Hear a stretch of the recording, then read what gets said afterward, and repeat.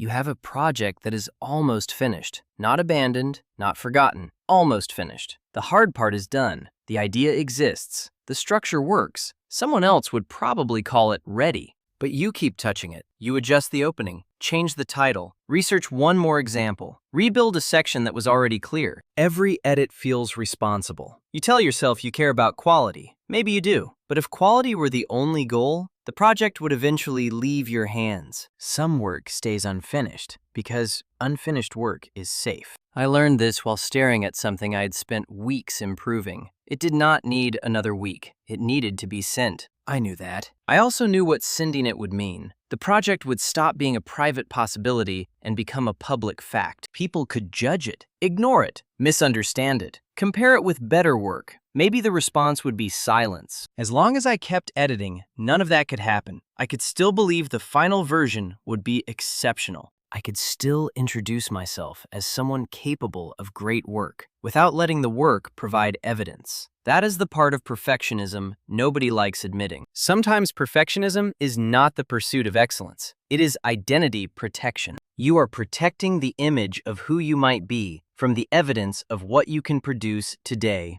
An unfinished book can still be brilliant. An unfinished business can still be revolutionary. An unfinished application can still change your life. An unfinished video can still be the one that finally proves you belong. Potential survives every test because potential never enters the room. Finished work does. Finished work has edges. It has weaknesses. It reveals your current taste, skill, patience, and judgment. That can feel brutal when your identity depends on being talented, because now the question is no longer, could I be good? The question becomes, what did I actually make? So you create respectable delays. You do more research, even though no decision depends on it. You buy another tool because the current tool suddenly feels limiting. You restart from zero because the clean beginning feels better than the messy ending. You wait for a longer weekend, a quieter room, a more confident version of yourself. This does not look like fear. It looks organized, serious, ambitious. That is why it is dangerous. Avoidance wearing pajamas is easy to recognize. Avoidance wearing standards can run your life for years, and the cost is bigger than one delayed project. Every unfinished promise creates distance between the person you imagine and the person you can trust. You begin collecting potential instead of evidence. Folders fill up,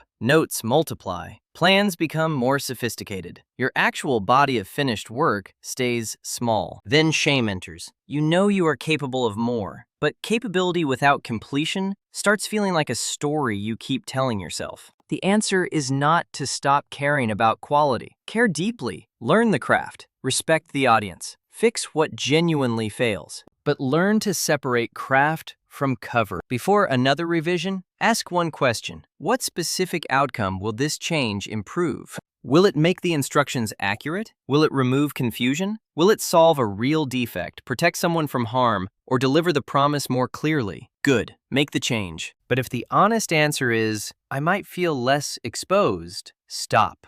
If the answer is, maybe nobody will criticize me, stop.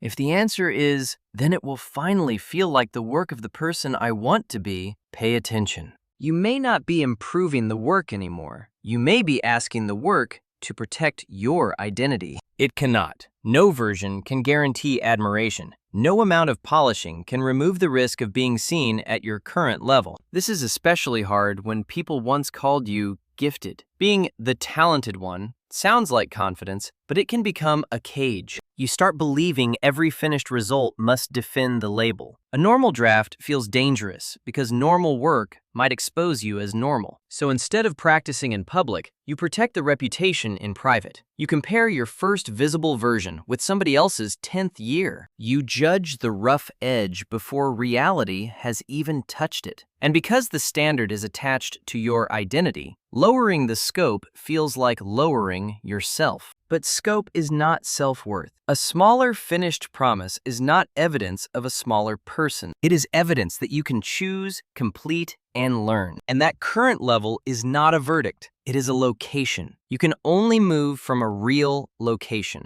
So here is the system I use when I notice myself hiding inside revision. I call it the visible version protocol. First, define the finish line before the next work session, not make it better. Write what done means in observable language. The article answers these 3 questions. The proposal includes the price and timeline. The video communicates one promise without a broken section. A finish line you can see is harder to move when fear arrives. Second, name the minimum honest promise. Not the smallest lazy version. The smallest version that genuinely helps, communicates, solves, or serves. This protects quality without turning quality into infinity. For a presentation, the promise might be one clear decision. For a job application, it might be accurate evidence that you can do the work. For a creative project, it might be one complete experience instead of 10 unfinished ideas. The promise gives every edit a job. If an edit does not strengthen that promise, it belongs in a later version or nowhere. Third, freeze new input. If you already have enough information to make the next decision, more research is not preparation. It is a waiting room. Only open another tab when you can name the missing decision that information must answer. Fourth, choose who will see it. One client, one friend, one reader, one customer, one public upload. Perfectionism grows in private because imagination has no deadline and no friction. Reality creates useful limits. Fifth, finish the visible version. You will feel the urge to add one more layer right before the end. That urge does not always mean the work is incomplete. Sometimes it means the protection is disappearing. Let the discomfort exist without turning it into another task.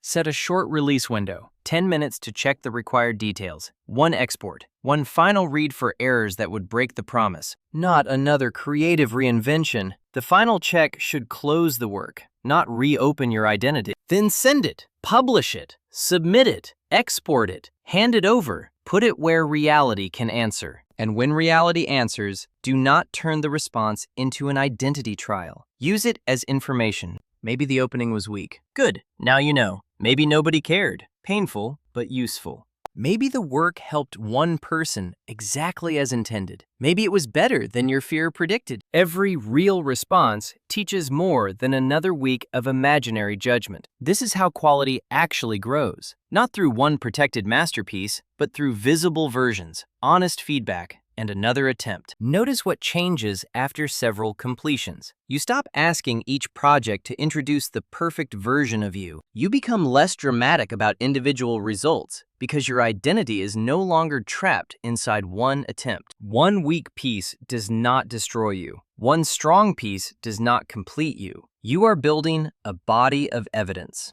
That evidence creates a quieter kind of confidence. Not everything I make will be great, but I can finish, learn, and return. Your first completed version is not supposed to prove your worth. It is supposed to reveal your next lesson. That is a much lighter job.